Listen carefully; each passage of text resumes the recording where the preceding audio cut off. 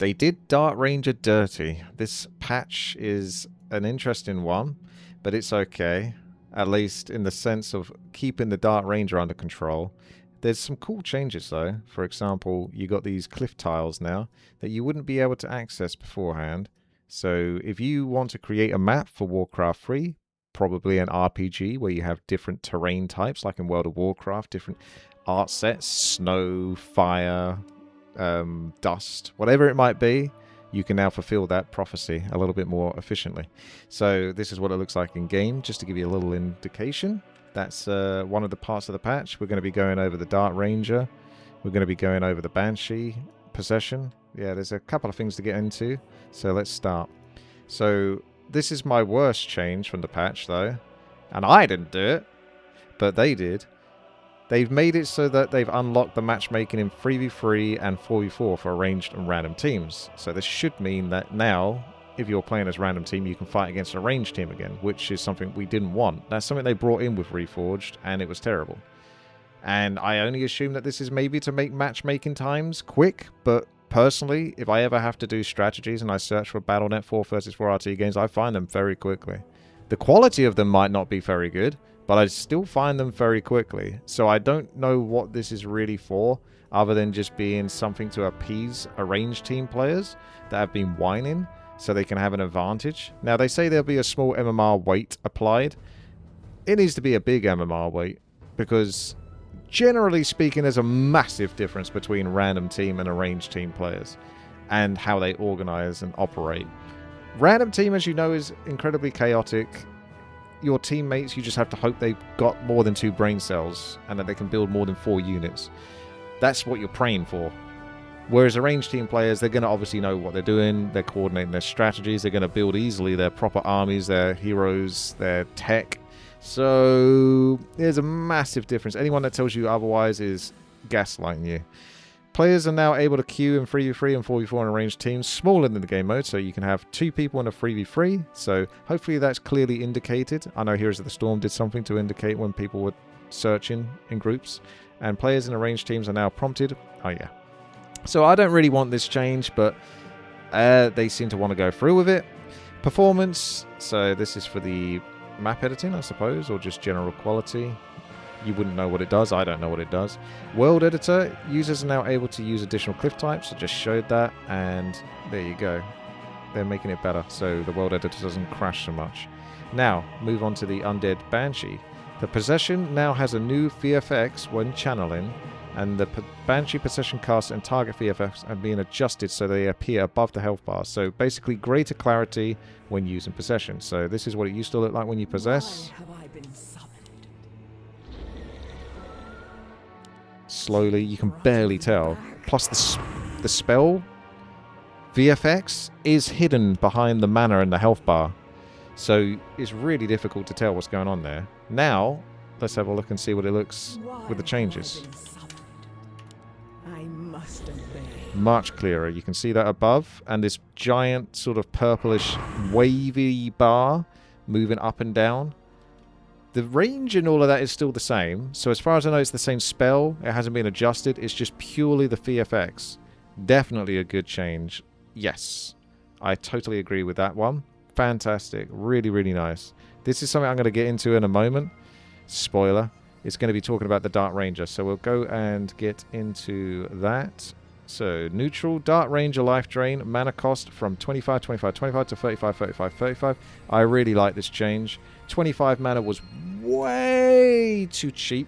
35 mana is still reasonably cheap, doesn't break the spell, but makes it so that perhaps you can't spam it quite as much as you did. This is still incredibly strong for 35 mana, right?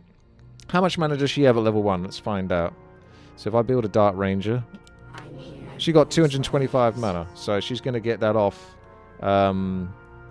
So before she'd be able to do that, let's just say 10 times. Now she can do that, I don't know. I'm not good at doing math straight off the bat, but let's just say now she can do it 7 times, 6 to 7 times or something like that, yeah. So it's not a massive change. It sounds like that's a big change. It really isn't. 25 was way too low. Way, way, way too low. So 35 mana is a much better spot for it. If you make it 50 mana, which is where I think it used to be, even that's pretty still good, right? So you'll still think this is 35 down from 50. And that makes it so that it's in the ballpark of not being overpowered, but not being underpowered. I think it's in a good spot. Dart range of life drain cast range is increased, so that means she can cast it from further away initially.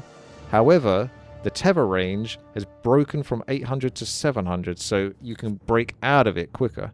So now she might have to put herself more aggressively closer towards her target before casting life drain.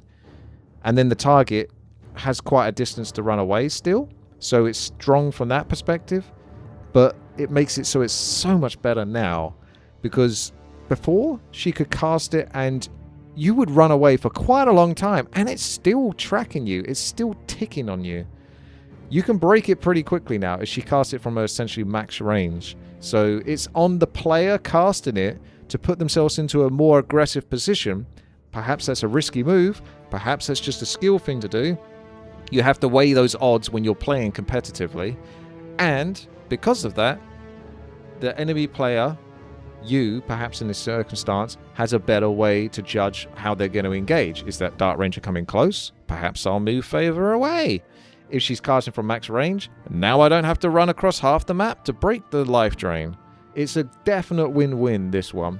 So we're going to check this in the pre-patch. This is the pre-patch mode, so let's just say, for example, this is what it looks like to cast it. This is what it looks like to run away. She can go pretty damn far away. This is what it looks like in the patch, so the PTR, let's say. So this is what it's like. Doom, doom. Looked about the same, actually, but trust me, there is a difference. This is why I wanted to set this up for you. That should be right. Yeah. This makes it much clearer to see. This is the pre-patch cast range. So think this is the before error, the one at the top, and the tether range.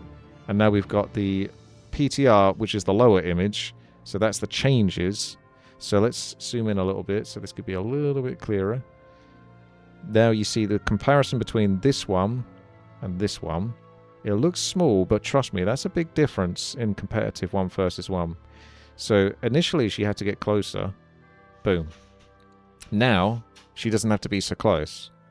But honestly, this needs a bit of a nerf. So this actually is... The tether range is more important than the cast range, which is why this is technically more of a nerf. And now you compare these two. Look at the difference there. This is actually much bigger than it looks. And that's what she said. But they're basically in the same spot here. Right? Okay. So just imagine, she's casting that because of that. Maybe I could put her here to show the tether range. But I guess it's based on where they're standing. So we could just do this instead, right? If I just do this as a comparison. And then paint over this. Let's find a nice bright color. Red. Increase the size. Push to Bosch. There you go. Look at that. Easy as Bosch. So that's what it was before. That's the distance before. Now that's how it is, right?